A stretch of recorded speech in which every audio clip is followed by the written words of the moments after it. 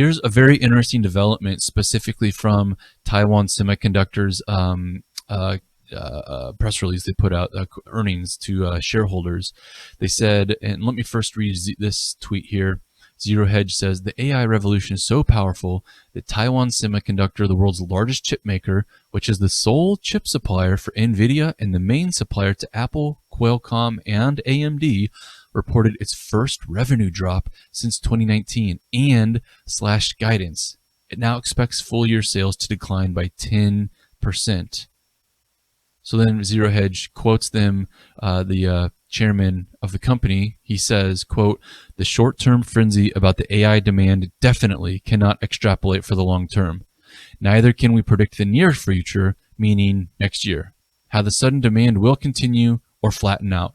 So what in the world, it sounds pretty straightforward to me, that the people in charge here, I mean, one of the head chairmen of Taiwan Semi, who's providing all these chips, is saying, this is not sustainable. This is not sustainable.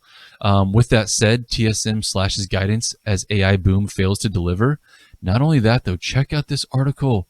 This is from a Taiwan Semi. Now, if you guys remember, they're building this massive, like, small city in Arizona, but they've had to postpone production and construction because they say that there is a shortage of skilled workers, and they're postponing the plant completion until 2025.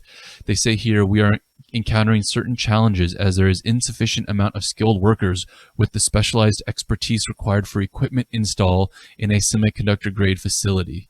That is unreal.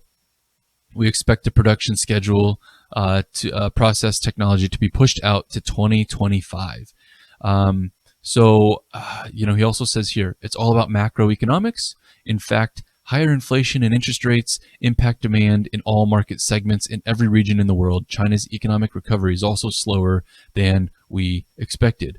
So you're probably thinking to yourself, well, if that's all the case, and that's not like they just got caught off guard on that, how in the world did this get to this point where they agreed to build such a massive small city in Arizona and all that stuff?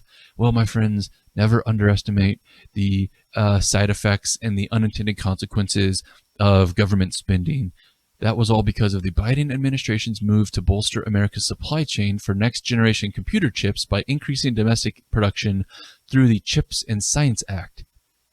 Now, of all the things that we can complain about government, and there's plenty of them, and even though most of us hate this crazy spending, this one at least was decent in the sense that that the CHIPS Act just literally threw money at these tech companies to come and build these factories in America.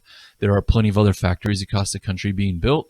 This just happens to be the biggest one, and it looks like that we threw a little too much money at the idea, and we simply do not have, like I said, they can't find enough skilled workers to make this thing happen. But regardless, it will get finished. So, Taiwan Semiconductor. Let's have a look at TSM today. Down 4.5% on this news. And just for those of you who'd like to see kind of how TSM looks as a company, very attractive. Again, revenue going up, EBITDA going up, free cash flow, net income, earnings per share. Again, ton of cash on hand. Dividends, not so great. Shares, okay, at least they're not diluting. But great return on capital here. What's that, 28% essentially. I will say there's one thing you need to know. Remember we talked about this a couple of episodes ago. Warren Buffett's Berkshire sells 100% of stake in Taiwan Semi, and if you remember, there was an interview where Warren Buffett was essentially caught off guard. The interviewer asked, "Okay, so tell me, why did you sell 100% of your Taiwan without even telling anybody or anything? Usually you don't do that." And the guy just completely starts blah, blah, blah, stuttering, and he doesn't know what to say.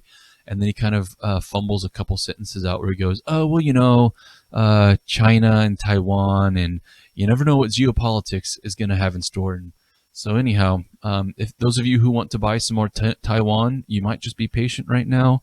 If Warren Buffett knows something, you may just be patient. So anyhow,